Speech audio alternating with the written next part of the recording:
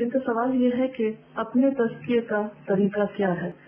मा अन्ना नुज़क्की नुफूस गैरिना कैफ़ नुज़क्की अनफुसना, यानी कैफ़ नहाविल व कैफ़ मा हिय अल-मुहावलात व मा हिय अत-तुरुक़ अन नुज़क्की अनफुसना मा ज़ालिक अन्ना नहाविल अन नुज़क्की गैरना। هناك مثل في اللغة العربية يقول: فاقد الشيء لا يعطيه. لا نستطيع أن نزكي الآخرين إلا أن نتزكى، ولكن ليس من شروط تزكية الآخرين أن تكتمل مراحل التزكية في أنفسنا. هذا أمر لا يستطاع. ما دام الإنسان في هذه الحياة فهو محتاج إلى تزكية، فلا بد من أن نزكي نفوسنا، ونحن في هذا الطور نزكي نفوس الآخرين معنا. أما كيف نزكي نفوس الآخرين ولا نعرف كيف نزكي نفوسنا فهنا الخطورة. فأنا كما أزكي الآخرين، أنا مثلا أحاول أن أزكي نفسي. أول ما أزكي نفسي أن أقيمها على جادة حب الله ورسوله، وأن يكون هذا الحب خالصا. أحب الله عز وجل لأنه موصوف بالأسماء الحسنى وموصوف بالصفات العلى، وأنه منزه عن كل نقصان، فأحبه لذاته. وهذا إنما أتعرف عليه بأن أتعرف على صفات الله التي ذكرها في القرآن. أنا لا أقول لا كتب علم الكلام، ولا الصحابة ما كان عندهم كتب علم الكلام حتى عرفوا الله. القرآن، تدبرون القرآن. ونعم ما تفعلون أنتم مع أختي وتلميذتي الفضيلة الدكتورة فرحة، التي فتحت لكم بابا إلى الخير، وهو ترجمة معاني القرآن الكريم. وقد بلغني والحمد لله أن كل سنة الله تعالى يفتح عليها فتحا جديدا، وأنا لا أستغرب عنها، لأنها امرأة والحمد لله ذكية وفاضلة ونابغة ولماحة أيضا. قراءة القرآن هذه تزيدكم حبا في الله، إيمانا به، حبا لرسوله، حبا في هذا الدين. هذا أول التزكية، الحب. فإذا وجد الحب وجد معه العمل، وأول العمل إخلاصه لله رب العالمين. إخلاص العمل لله. كل عمل ماذا أريد به؟ هل أريد به وجه الله والدار الآخرة؟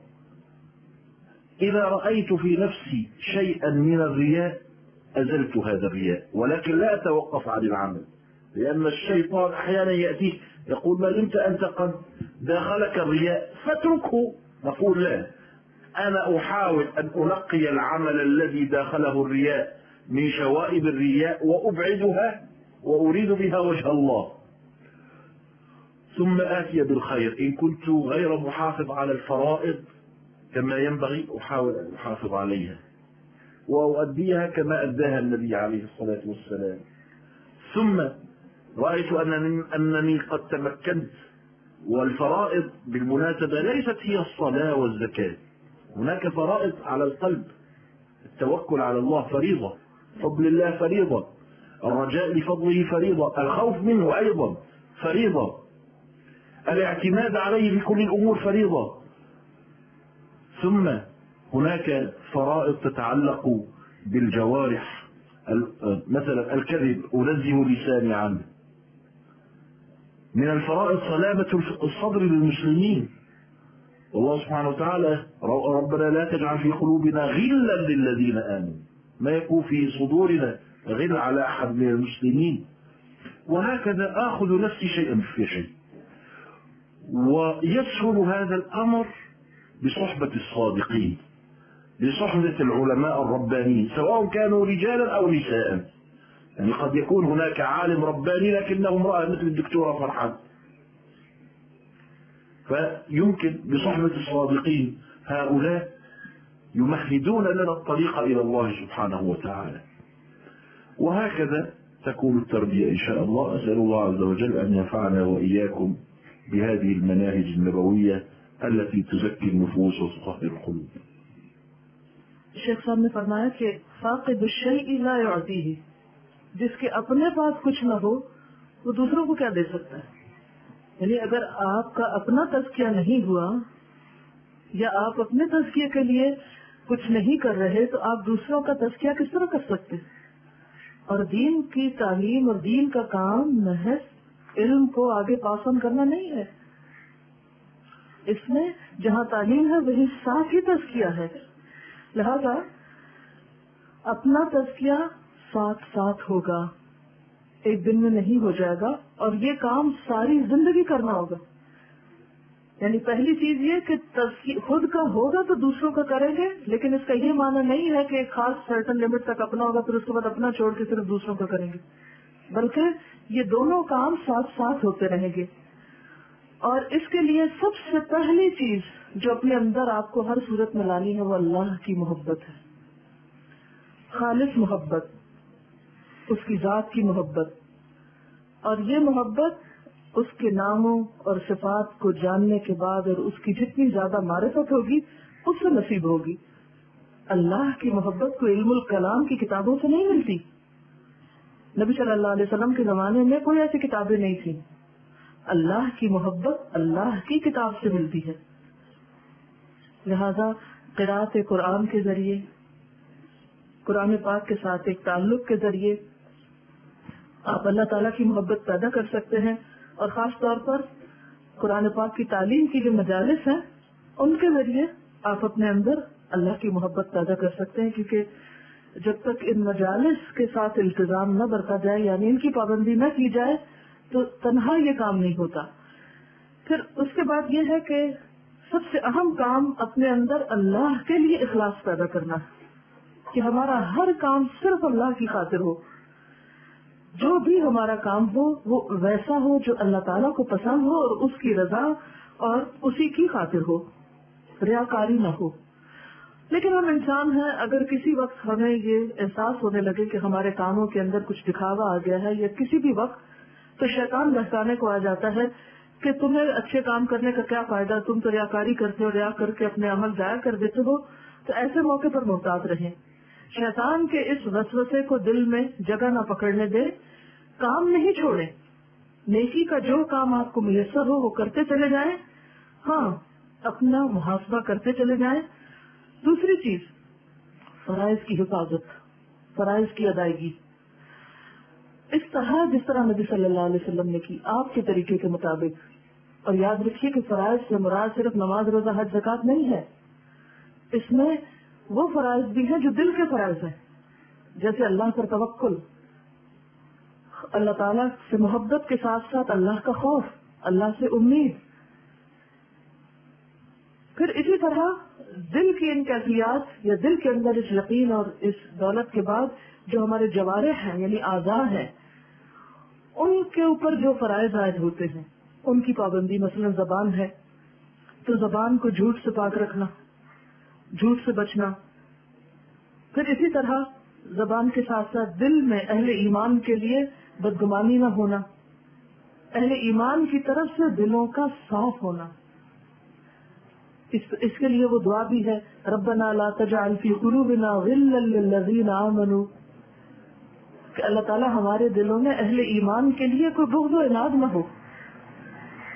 یہ بے انتہا ضروری ہے, یعنی اپنے تزکیہ کے لیے, کیونکہ آپ لوگوں کا تزکیہ تو کر رہے ہوں لیکن ساتھ ہی ان کے لیے نفرت ہو, یا اور اہل ایمان کی طرف سے آپ کے دل صاف نہ ہو, تو جس کا اپنا دل صاف نہیں وہ اس لائق نہیں کہ کسی اور کا دل صاف کرے, کسی اور کا تزکیہ کرے.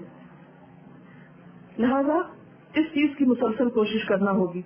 پھر اسی طرح اس چیز میں مددگار صالح لوگوں کی صحبت ہوتی, الحقنا بالصالحین والی بات, جو ہمارے لیے اللہ تعالیٰ کی طرف جانے کے راستے آسان کرتے ہیں, جو ہمیں اللہ تعالیٰ کا تعارف کراتے ہیں, اس تک پہنچاتے ہیں اور اس کی محبت ہمارے دلوں میں ڈالتے ہیں. ایسی مجلسوں میں حاضر ہونا, تو یہ وہ چیزیں ہیں جس سے انسان کا اپنا تزکیہ ہوتا ہے, اور جب اپنا ہوتا ہے تو پھر ساتھ ساتھ اسی طریقے پر انسان دوسروں کا بھی کرتا چلا جاتا ہے.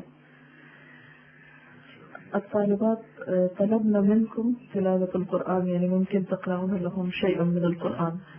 کسی نے لکھا ہے کہ تھوڑی سی قرآن پاک کی تلاوت آپ ہمیں سنا دیں. لیکن ہم ما شاء اللہ يستمعون للشيخ الحذيفي ويجتمعون للشيخ سعد الغامدي كان قراءتي ليس جيدة.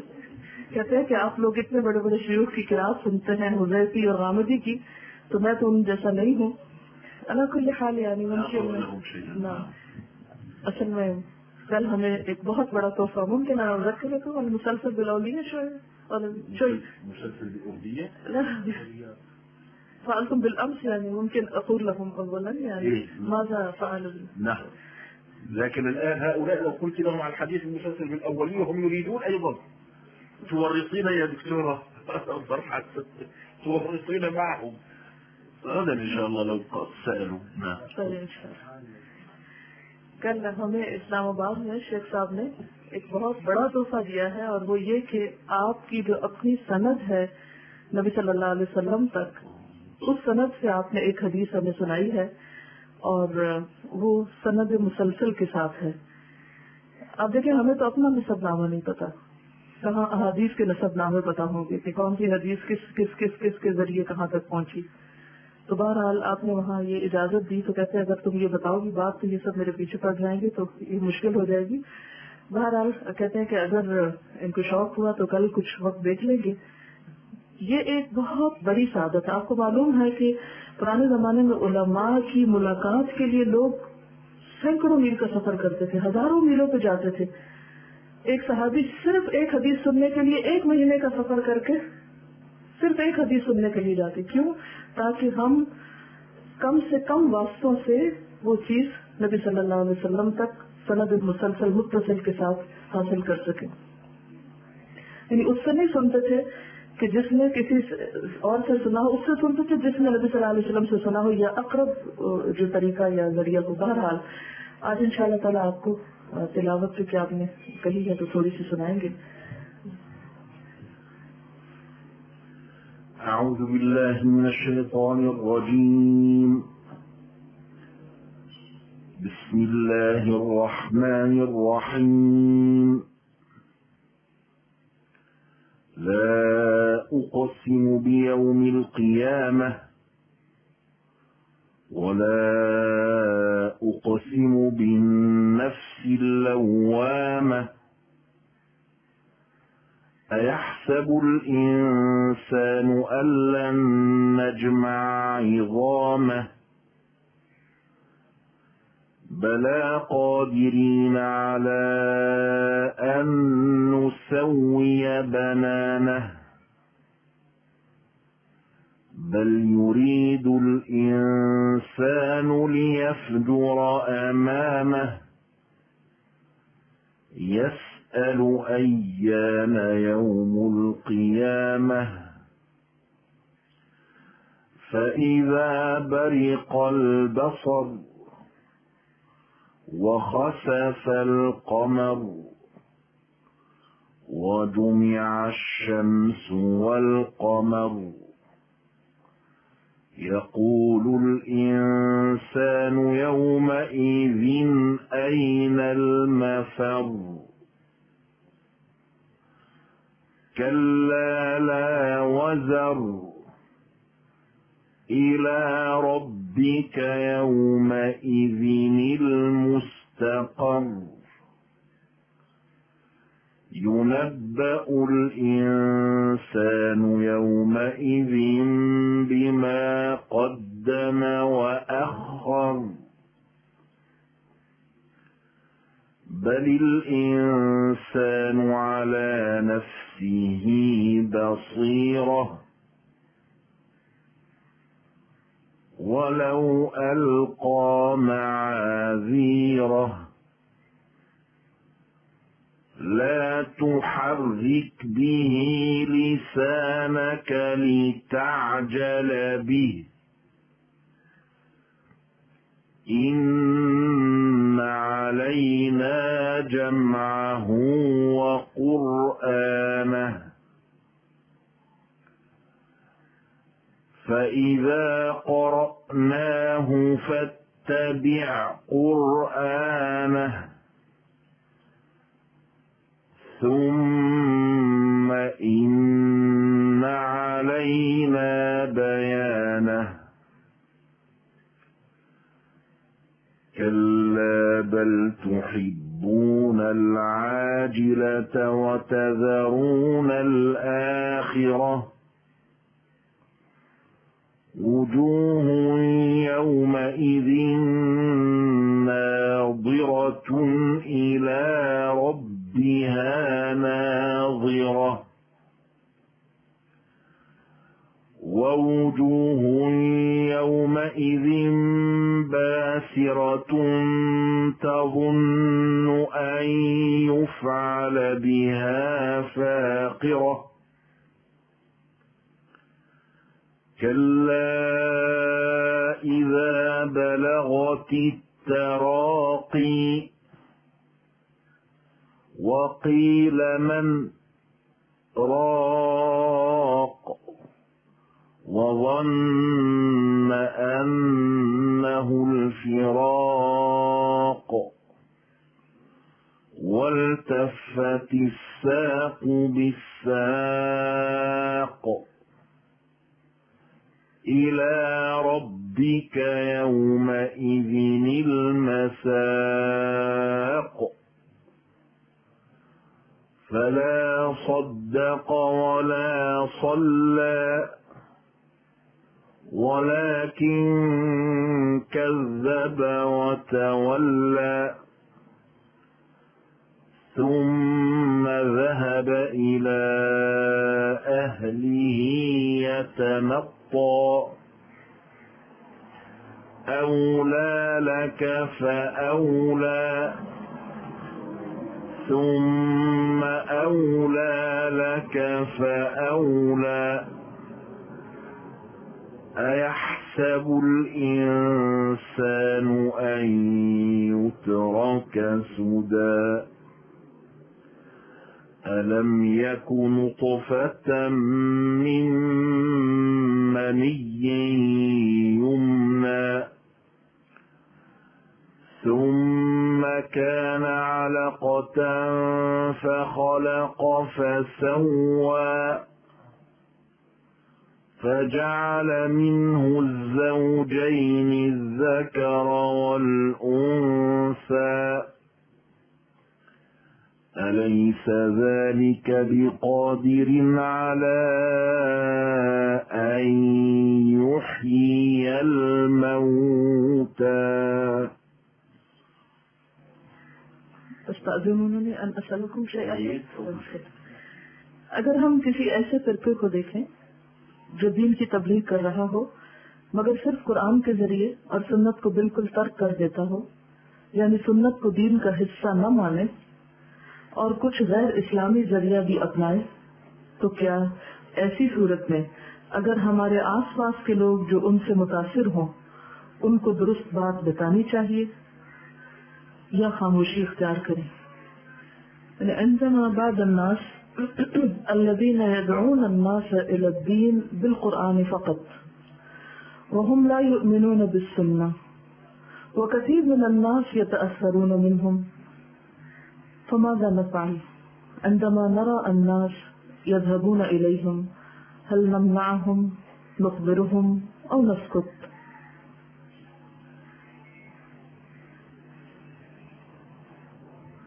أولا يجب أن نعلم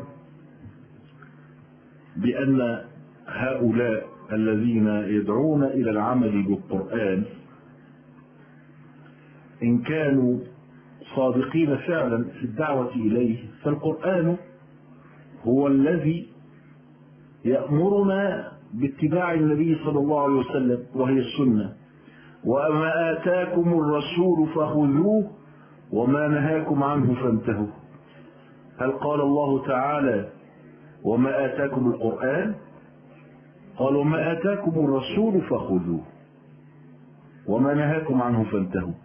فإن كانوا يعملون بالقرآن حقا فالقرآن هو يدعوهم إلى العمل بالسنة. قل أطيعوا الله وأطيعوا الرسول.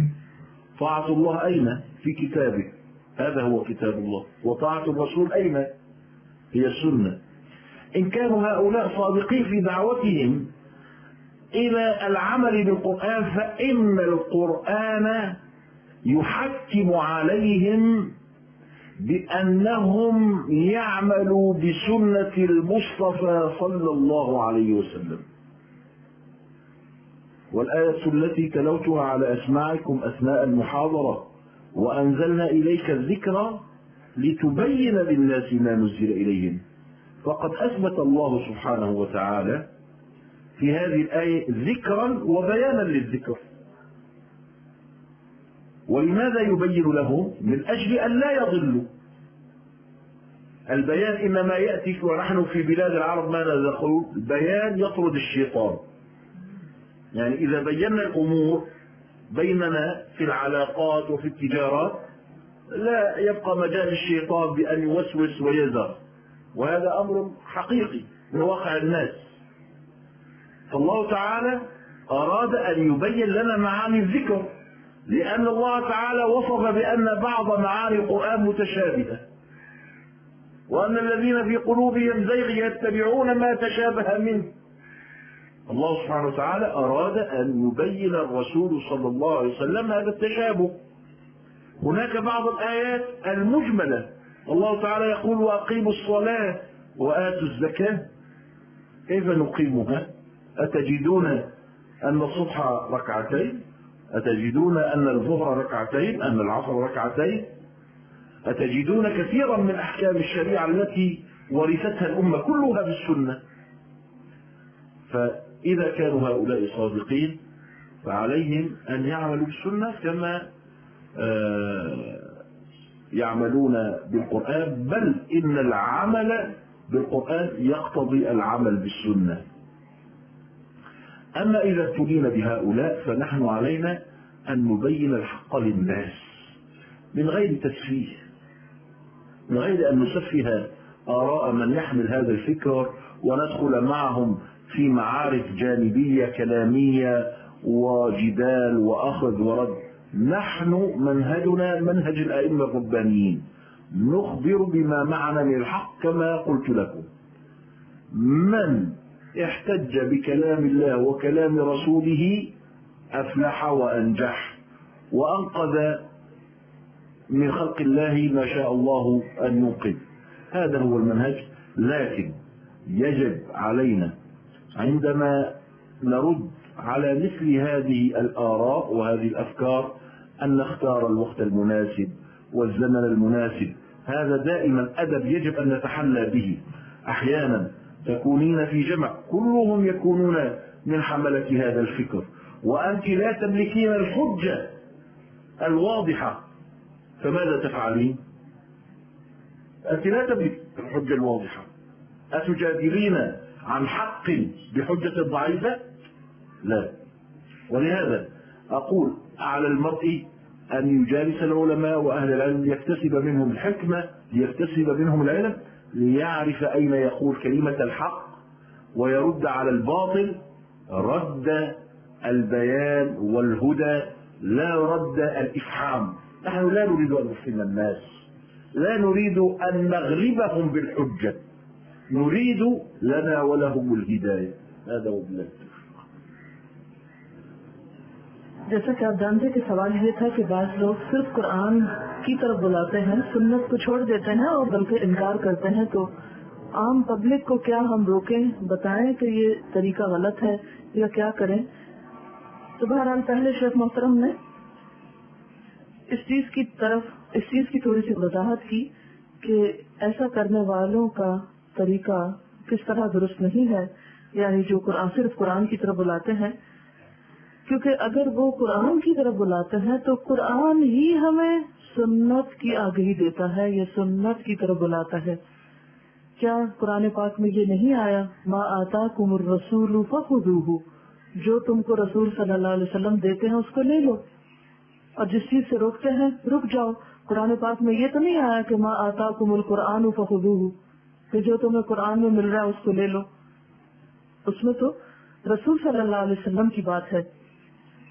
तो वो लोग अगर अपनी बात में सच्चे हैं, अपनी दावत में और तबलीग में कि वाकई वो कुरान की तरफ बुला रहे हैं, तो फिर उन्हें लाजमी तौर पर इस सुन्नत को भी अपनाना होगा, यही सुन्नत को भी अपनाना होगा। और दूसरी बात यह है کہ میں نے اپنے لیکچر کے شروع میں آپ کو وہ آیت بتائی تھی وَأَنزَلْنَا إِلَيْكَ الذِّكْرَ لِتُبَيِّنَ لِلنَّاسِ مَا نُزِّلَ إِلَيْهِمْ، تو کہ آپ پر ذکر اللہ تعالیٰ نے اس لیے اتارا ہے تاکہ آپ لوگوں کے سامنے بیان کریں کہ ان کی طرف کیا اتارا گیا ہے.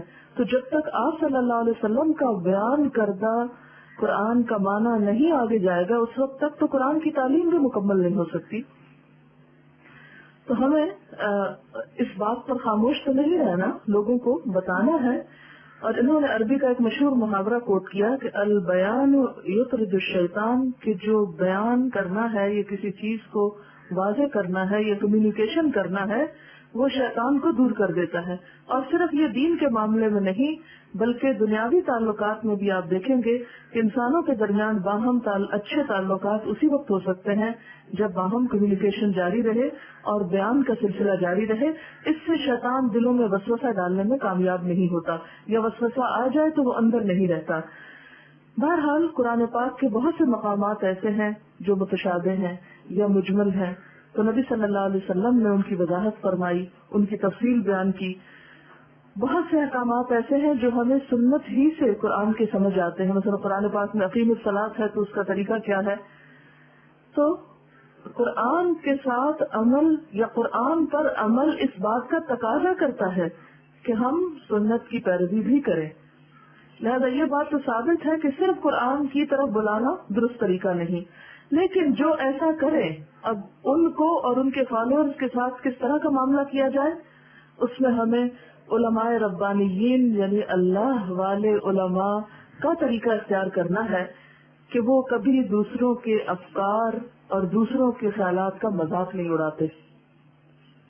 آپ کو کسی کی بات یعنی کسی بھی شخص کا وہ گمراہ ہو یا وہ لوگوں کو گمراہ کر رہا ہو اس کا مذاق نہیں اڑانا، اس کے اوپر غلط طریقے سے آرا نہیں دینی اور مارکہ بازی نہیں کرنی، یعنی جھگڑے اور فساد کا شکار نہیں ہونا، اور ایسی زبان استعمال نہیں کرنی کہ جس سے بات سمجھنے کی بجائے بگڑنے لگے، کیونکہ ان کی بھی خیر خواہی مطلوب ہے.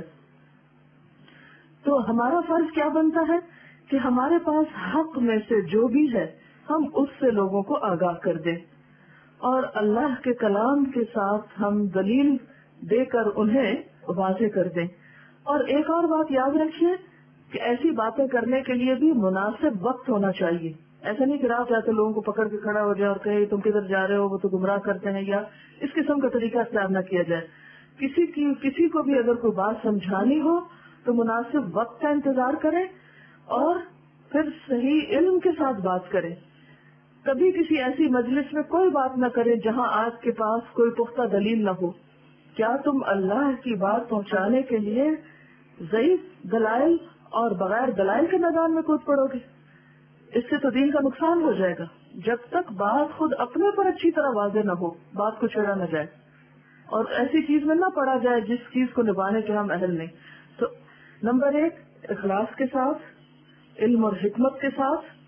نمبر 2 علم اور حکمت کے ساتھ دوسروں کو بات بتائی جائے. اور یہ علم و حکمت پھر علماء سے آتی ہے، جہاں سے انسان صرف علم نہیں، علم کو آگے پہنچانے کے طریقے اور یقین حاصل کرتا ہے. اور پھر بات یہ ہے کہ ہمیں کسی کے اوپر غالب نہیں آنا، ہمیں کسی کو دبانا نہیں، پریشرائز نہیں کرنا. ہمارا کام کیا ہے؟ بیان کرنا، رہنمائی کرنا، حق بات بتا دینا اور پھر لوگوں کو ان کے حال پہ چھوڑ دینا. وہ سوچیں سمجھیں، جس راہ کو چاہیں اختیار کریں، ہمارا فرض ادا ہو جائے گا. یعنی بہترین اخلاق کا تقاضا یہی ہے. ہمیں صرف خاموش نہیں ہونا، ہمیں بحث مباحث سے جھگڑا بازی نہیں کرنی.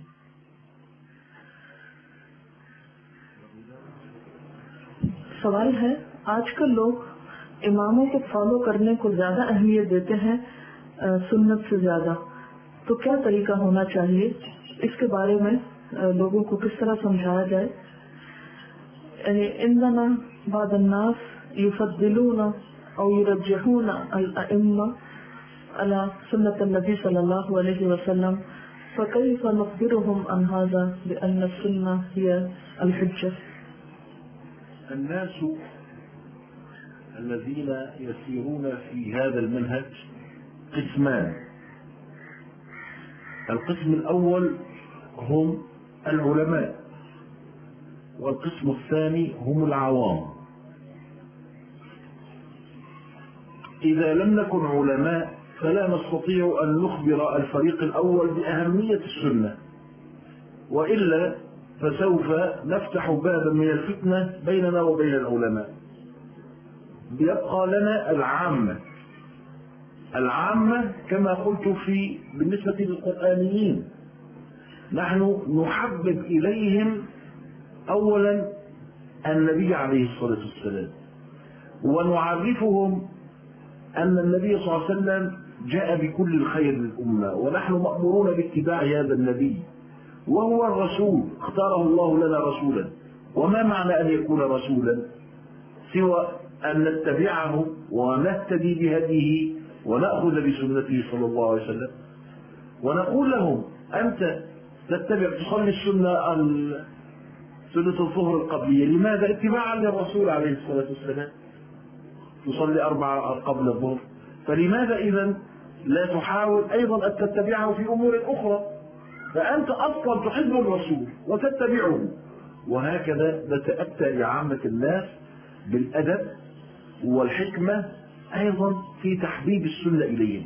أنا لا أريد كذلك أنت اليوم على سنة من سنن المصطفى صلى الله عليه وسلم وتغاريد لماذا الناس لا يتبعون هذه السنة مثلا، وتأخذك الحمية وتقولين للناس أنتم على خطأ وأنتم على ضلال وأنتم تقدمون هدي العلماء على هدي النبي صلى الله عليه وسلم. لا نفتحوا هذه الأبواب، أرجوكم أيتها الأخوات لا تفتحوا هذه الأبواب، لأن الناس يحتاجون إلى تعليم.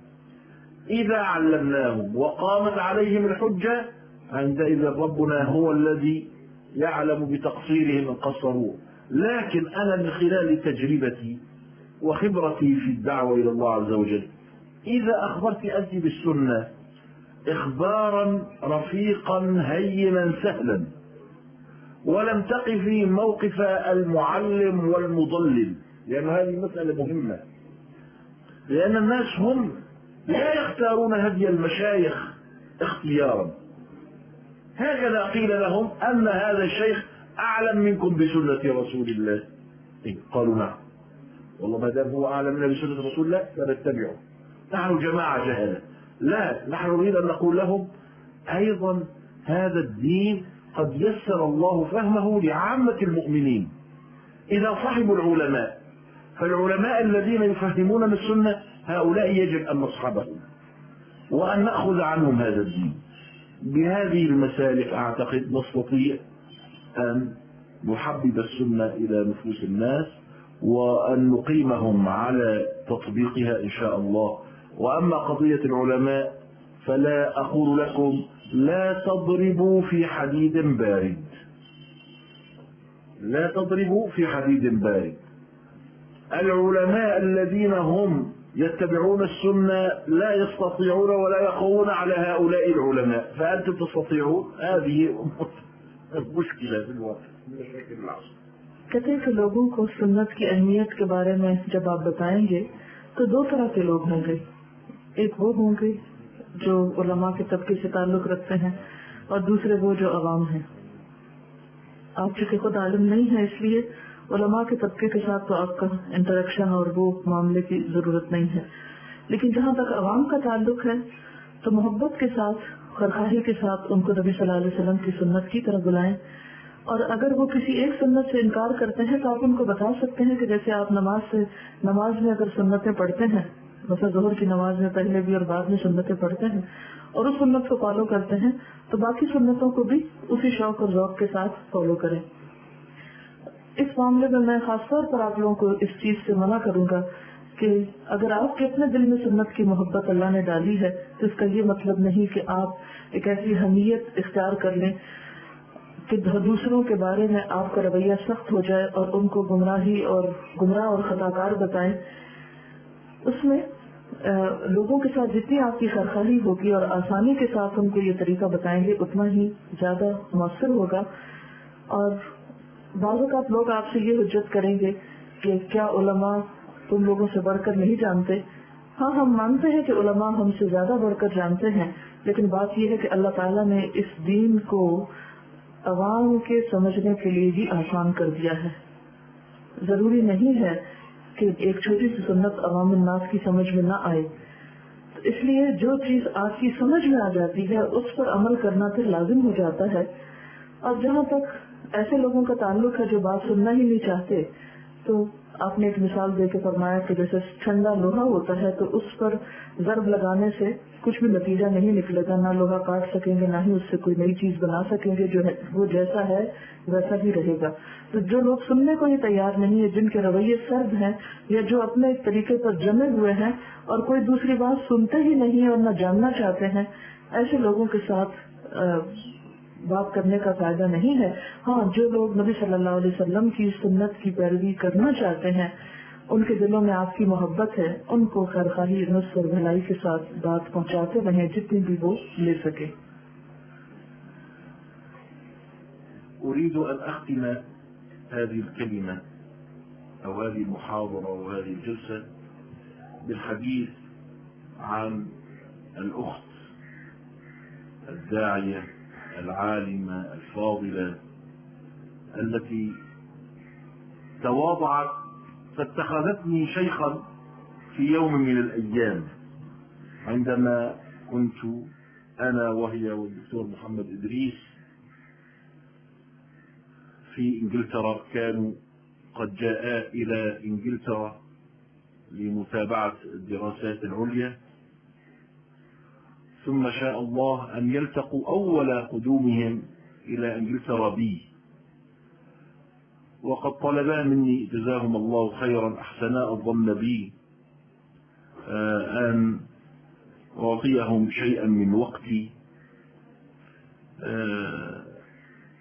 ليسألاني وليحفظا أنفسهما من أفكار الضالين والمضلين الذين تنتشر آراؤهم في جامعات الغرب. وقد من الله علي وعليهما بصحبة دامت 4 سنوات أو 5 سنوات لا أذكر الآن بالضبط. كنا على صلة دائمة والحمد لله رب العالمين. أزورهم في غلاسكو ويزورونني في مانشستر، ونقضي أياما في مدارسة العلم، في قراءة بعض الكتب العلمية، في مراجعة الرسائل الدكتوراه التي كانوا يطرحونها. وأنا أشهد الله بأنني رأيت في الزوج وزوجته إخوة مخلصين حريصين على العلم، حريصين على الدين، حريصين على الدعوة.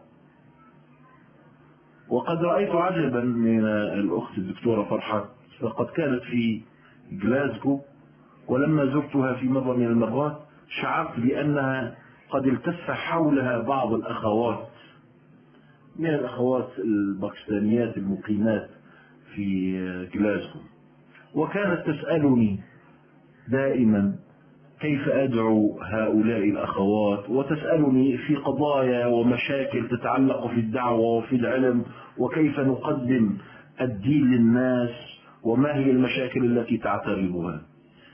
فأنا لما قدر الله وكنت مدركا منذ ذلك الحين بأنه سيكون لهذه الأخت الفاضلة شأنا في يوم من الأيام، كنت أدرك بأن الله سبحانه وتعالى سوف ينفع بها هذه الأمة، ولهذا أنا كنت أحضها على الاستمرار مهما لقيت من الشدائد والصعوبات.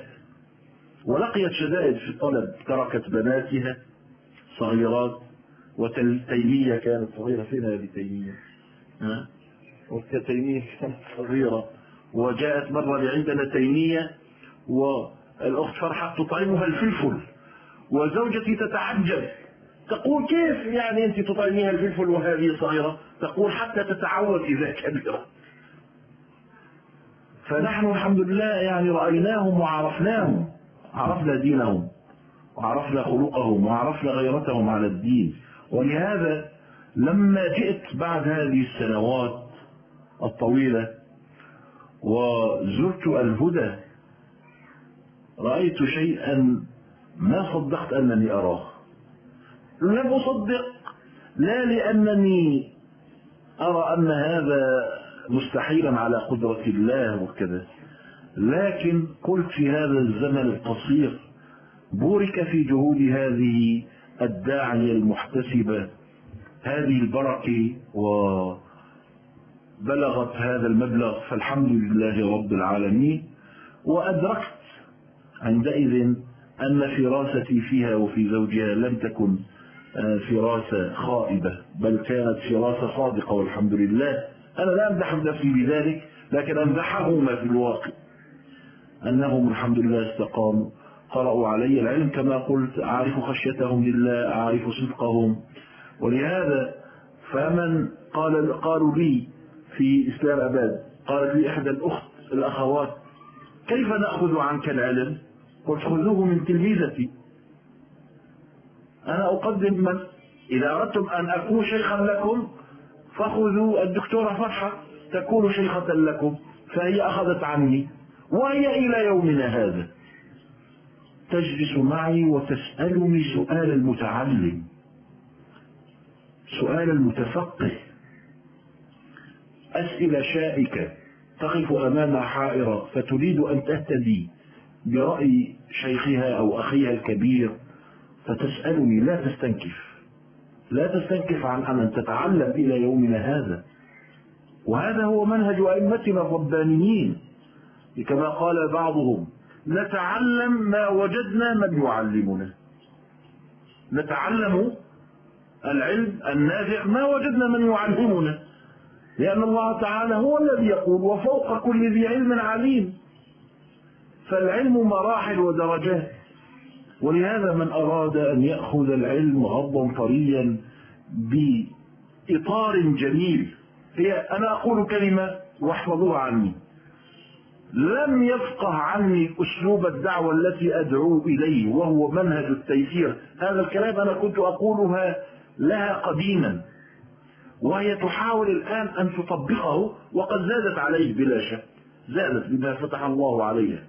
أنا من زمان كان يهمني أمر الدعوة وكيف نقدم الإسلام بمنهج النبوة في هذا العصر، بمنهج النبي، نقدمه بمنهج النبي في هذا العصر القرن العشرين بدون أن نغير وأن نبدل فيه. وكانت الدكتورة فرحة الهاشمي جزاها الله عنا وعنكم خيرا هي خير من عقلت هذا المنهج وفهمته وهضمته، وأنتم ترون آثاره في أنفسكم، في من حولكم، في المدن الأخرى. وأنا أعتقد بأن هذا المنهج سوف يسير إلى نهايته بإذن الله، مهما أراد الناس أن يقفوا. الدعوات سوف تعترضها عقبات ومشاكل، لكن نحن لا نقف معها إن شاء الله، نحن نمضي فيها إلى أن تبلغ إلى نهايتها إن شاء الله تعالى. ولهذا أنا أوصيكم بالهدى وبالقائمين على الهدى، الدكتورة فرحة وزوجها أخي العالم الداعية الفاضل التقي النقي أعرفهم، الدكتور محمد إدريس زبير، والحمد لله رب العالمين، الله أكرمني بمعرفتهم، وكما قلت لكم سنين قضينا ليست وليلة ونهار بفضل الله وكرمه. فهذه هديتي إليكم أنكم تحرصوا على الهدى.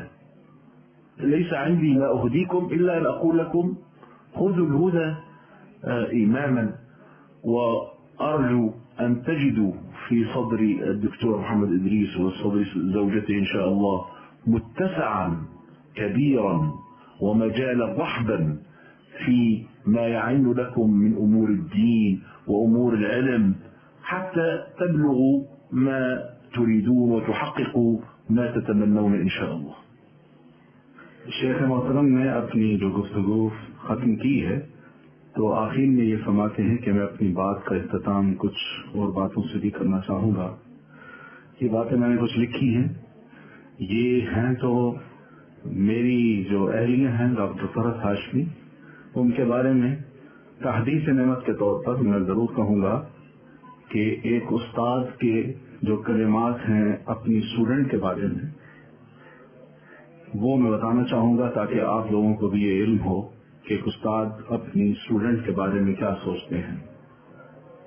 شیخ فرماتے ہیں کہ ڈاکٹر فرد نسیم ہاشمیہ سے مجھے تقریباً 20 سال پہلے گلاسگو میں واقفیت ہوئی، اور پہلی ہی نشست میں مجھے یہ محسوس ہوا کہ یہ بہت تواضع کے ساتھ مجھے استاد تسلیم کرنے پہ تیار ہیں۔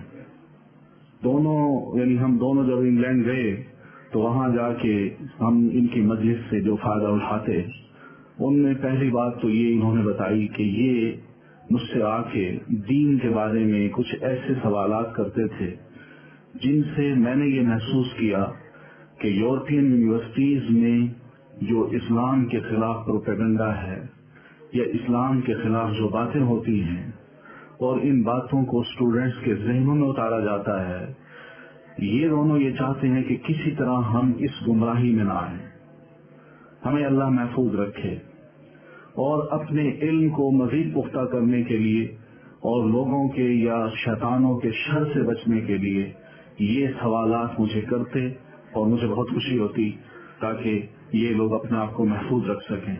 ہماری جو پہلی ملاقات ہوئی تو یونیورسٹی جب جانے لگے تو راستے میں ہی ہمارے ایک دوست تھے جن کی تلاش میں ہم تھے، ان کے گھر جب ہم داخل ہوئے تو شیخ صاحب وہاں موجود تھے۔ تو اس روز سے ہی ہماری ان سے الیک سلیک ہوئی، اور پھر یہ تعلق بڑھا، اور اس تعلق کی حد یہ تھی کہ اس گلاسگو میں شیخ صاحب فرماتے ہیں کہ میں خود بھی آ جاتا، اور یہ کبھی کبھی مانچسٹر میرے پاس آ جاتے تھے۔ تھیسس لکھتے وقت بھی یہ مجھ سے خاص طور پر سوالات کرتے، مشورے کرتے کہ ہم کس طرح لکھیں، کیا بات لکھی جائے اور کس طرح لکھی جائے۔ پھر یہ بھی کہ جب میں کبھی گلاسگو میں بعد میں آنے لگا کچھ عرصے کے بعد، تو میں نے محسوس کیا کہ گلاسگو میں بھی دینی یہی مناظر تھے جو یہ آج یہاں دیکھ رہے ہیں، یعنی اسلامک سینٹرز میں بہت سی خواتین اور ان کے ارد گرد جمع ہوتی تھی اور ان کے لیکچر پہ آتی تھی، اور ان میں بھی تبدیلی کے تبدیلی جو دیکھی وہ یہی تھی جو یہاں پر دیکھی جا رہی ہے۔ تو یہ اکثر و بیشتر مجھ سے ان خواتین کے جو کہ یورپین معاشرے میں بڑھی، وہاں پلی، وہیں رہی، ان کی جو مشکلات ہوتی تھی ان کے بارے میں مجھ سے سوال کرتی تھی کہ میں ان میں دعوت دین کس طرح دوں، ان کے یہ سوالات ہیں، یہ عادات ہیں، اور اس طرح یہ خواتین کرتی ہیں، ان کی یہ مشکلات ہیں، ماحول اس قسم کا ہے۔ تو بہرحال مجھے یہ محسوس ہوتا کہ یہ جو اتنا کچھ سوچتی ہیں، اتنا کام کرتی ہیں، تو مجھے یہ محسوس ہوتا کہ شاید اللہ تعالیٰ مستقبل میں ان سے کوئی اچھا کام لے گا۔ پھر اس کے بعد یہ ہے کہ تیمیہ اس وقت چھوٹی تھی، کبھی کبھار یہ جب ہمارے پاس آتی تو تیمیہ بھی ساتھ ہوتی، مانچسٹر میں ہی جو 4 روز یا 8-10 دن کا جو قیام ہوتا تھا، تو اس دوران ایک مرتبہ میری اہلیہ نے دیکھا کہ تیمیہ کی والدہ جو ہیں یہ تیمیہ کو مرچیں کھلا رہی ہیں، تو وہ بڑی پریشان ہیں کہ تم مرچیں کھلاتی ہو؟ تو یہ کہنے لگی کہ میں ان کو اس لیے کھلا رہی ہوں کہ یہ پاکستان جا کے پاکستانی کھانوں کی عادی بن سکے۔ تو یہ ہمارے لیے بڑی عجیب چیز تھی۔ تو بہرحال کہتے ہیں کہ ہم نے ان کو دیکھا ہے، جانا ہے، پہچانا ہے، ان کی دین سے محبت اور ان کے شوق کو بھی ہم نے پہلے بھی دیکھا تھا، اور جو امیدیں مجھے وابستہ تھیں وہ پاکستان میں آ کے میں نے الہدا میں آ کے جو کچھ دیکھا ہے، تو یہ ایک بڑی اہم بات ہے کہ الحمدللہ ان کی محنتوں کا ایک بہتر نتیجہ میرے سامنے آیا ہے۔ کسی نے اسلام آباد میں مجھ سے یہ سوال کیا تھا کہ ہم آپ سے کیسے علم حاصل کریں، یعنی مجھ سے پوچھا، تو میں نے اس کو یہ جواب دیا کہ آپ مجھ سے نہیں بلکہ میری جو اسٹوڈنٹ ہیں ان سے علم حاصل کریں، یعنی ڈاکٹر فرد سے۔ جب یہ آپ کے پاس موجود ہیں ان سے علم حاصل کر لیجیے، اور پھر اس کے بعد آپ سوچیے گا مجھ سے علم حاصل کرنے کی، اس لیے کہ میں عربی زبان میں پڑھاتا ہوں، عربی زبان جانتا ہوں، آپ کو عربی زبان آتی نہیں، اور میں جب بولوں گا تو آپ کیسے علم حاصل کریں گی؟ इसलिए पहले वो इल्म हासिल कर लीजिए, उसके बाद इंशाअल्लाह अल्लाह ने चाहा मेरे दरवाजे भी खुले हैं, मैं भी इंशाअल्लाह इल्म को फैलाने की जो भी कोशिश हो सकी मैं करूंगा और आपको सिखाने के लिए। तो ये फरमाते हैं कि मुझसे ये इस वक्त भी, यानी ये नहीं कि काम बहुत फैल गया है, मेरे इर्द गिर्द बहुत औरतें हैं, मैं बहुत ऊंची जा चुकी हूँ, तो लिहाजा मुझे सवाल करने की अब जरूरत नहीं है और न किसी से सीखने की जरूरत है, बल्कि ये इस वक्त भी मेरे सामने एक तालिबा की तरह बैठती हैं और मुझसे सवाल करती हैं और जो मुश्किलात हों वो मुझसे पूछती हैं। इस मुलाकात में जो चंद दिनों की है, इस मुलाकात में इनका कहना ये है कि बहुत से इन्होंने मुझसे सवालात किए और एक तालिबा की तरह मुझसे पूछा है और जानने की कोशिश की है और मैंने इनको अल्हम्दुलिल्लाह ऐसे ही पाया है। वजह यह है कि हमें इल्म को सीखना चाहिए और सीखना इसलिए चाहिए कि हम सीखें और दूसरों को सिखाएं। इल्म इसलिए जानें कि हम सीखें। कुरान मजीद में अल्लाह ताला फरमाते हैं फौक़ कुल्ली ज़ी इल्मिन अलीम, हर आलिम के ऊपर एक आलिम होता है। तो ये बात अगर ज़हन में आ जाए तो फिर इंसान अपने आप को तालिब इल्म ही समझता है। तो बहरहाल इन्होंने जो तरीक़ाकार मेथड इख्तियार कर रखा है दावत दीन को फैलाने का और दीन को पढ़ाने का, अल्हम्दुलिल्लाह यही वो मेथड है जो अल्लाह के रसूल सल्लल्लाहु अलैहि वसल्लम का था, जो सहाबा कराम का था, जो ताबीन का था। आज इसी मनहज को पकड़ने की, इसको फैलाने की और इसको सिखाने की जरूरत है और मैं इनके मनहज से बहुत मुत्तफिक हूँ। बल्कि मैं ये कहूँगा कि जो कुछ मैं चाहता था वही कुछ ये कर रही है। तो इसलिए इसकी वजह यह है कि इस मनहज में बड़ी खैर है और आप खुद महसूस करती होंगी कि इस मनहज के असरात हम पर भी हैं, माशरे पर भी हैं। तो लिहाजा इस मनहज को चलते रहना चाहिए। लोग अगर मुखालफत करते हैं तो करते रहें, कुछ कहते हैं तो कहते रहें। हमें अपना वो मनहज तर्क नहीं करना चाहिए, उस पे बिल्कुल पूरे एतमाद के साथ चलते रहना चाहिए। और इस सिलसिले में इनकी नसीहत ये है कि मैं आपसे कहूंगा कि अल हुदा को थामे रखिए, अल हुदा के साथ अपने आप को जोड़िए।